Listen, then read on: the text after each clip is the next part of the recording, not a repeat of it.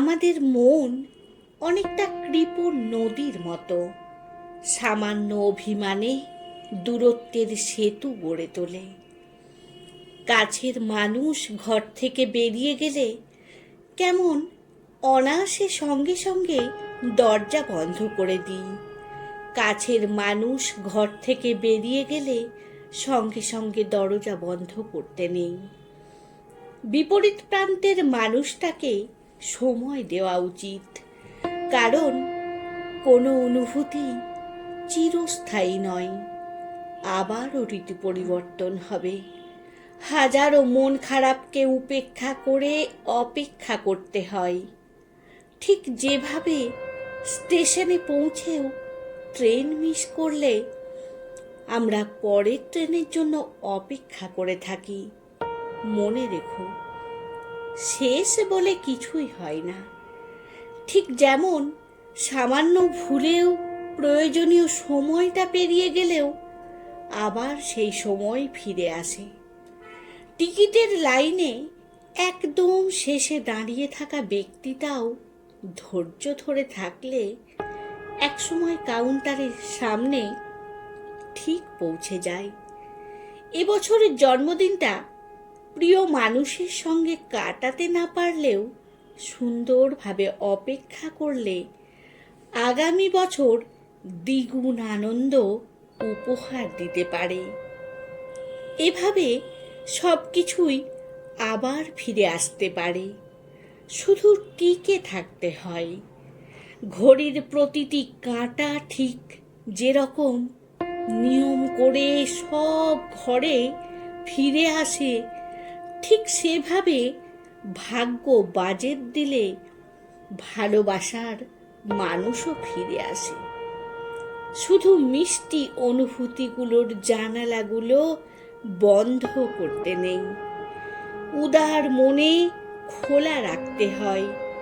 শুধু নতুন নামে সবই ফিরে আসার অপেক্ষায়।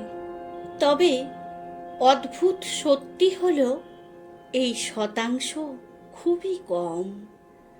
অনেক আদরে থাকা পাখিটাও একবার উড়ে গিয়ে অন্য বাসা পেলে আর ফিরে আসে না। শুধু ছেড়ে যাওয়ার সময় হাজারো অভিযোগ রেখে যায়। এই মন খারাপি গল্পগুলো খুব চোখ ভেজায়। তখন আর কোনো মোটিভেশন কাজ করে না।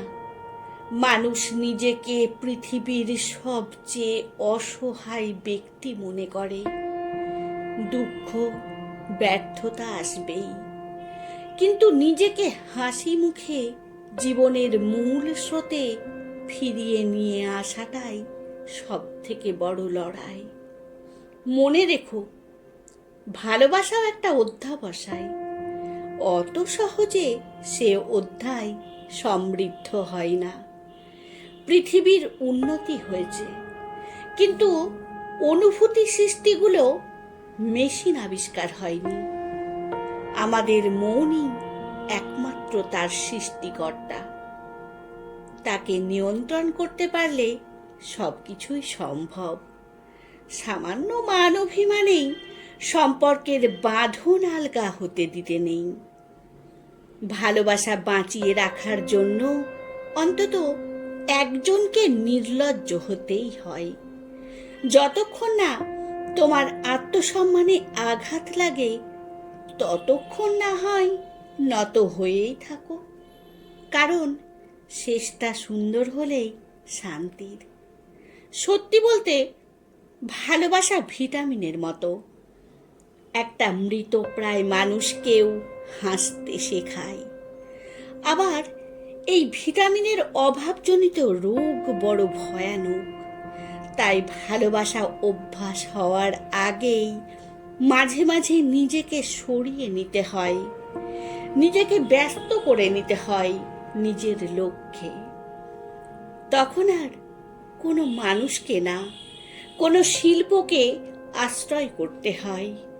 কারণ তুমি যদি একবার নিজেকে ভালোবাসতে শিখে যাও, তাহলে ঘরের জানলা খুলে বাইরের পৃথিবীর দিকেও তাকাতে ইচ্ছে করবে। তোমার মতো সুখী মানুষ কেউ হবে না তখন। কিন্তু দুঃখজনক বিষয় হলো, আমরা সব অভ্যেস ভুললেও মানুষের মায়া কাটাতে পারি না। পৃথিবীতে মানুষের বিকল্প হয় না, অথচ মানুষ একটা নতুন সঙ্গী পেলে কয়েকদিন আগের সব থেকে কাছের মানুষটিকেও ভুলে যায়, ইগনোর করতে শুরু করে। যে মানুষটা একটা সময় বলতো, আমার তোমাকে ছাড়া আর কিছুই প্রয়োজন নেই, সেই মানুষটার কাছে আমরা বিরক্তির পাত্র হয়ে যাই। মনে হয় মানুষটা আমাকে বস্তুর মতো ব্যবহার করেছে। তখন ভারী কষ্ট হয়, ডাস্টবিনের আবর্জনার মতো মনে হয় নিজেকে।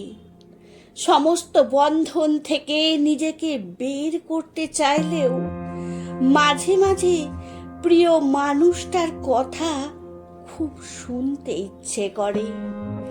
ইচ্ছে করে সে কিছু কথা পাঠাক। বহু বছর ব্লক লিস্টে থাকা প্রোফাইল থেকে মন ভালো করা মেসেজ আসুক, কিংবা চাপা পড়ে যাওয়া হোয়াটসঅ্যাপে প্রিয় মানুষটার নতুন মুখ ভেসে উঠুক। অথচ এমনটা হয় না। প্রিয় মানুষটা সঙ্গে নেই ভাবতে নিজেকে ফসল কাটা মাঠের মতো একা মনে হয়। তবে ভালোবাসা পাওয়া নিজের ভাগ্যের বাজেটের ওপর নির্ভর করে, কারণ ভাগ্য সবাইকে ভালো থাকার বাজেট দেয় না। তবুও ভরসা রাখতে হয়, নতুন বসন্ত হয়তো আবার সবকিছু ঠিক করে দেবে। তাই অপেক্ষা করার মতো ক্ষমতা রাখতে হয়। আবার ঋতু পরিবর্তন হবে, পুরাতন সমস্ত চাওয়া হয়তো আবার নতুন রূপে ফিরে আসবে।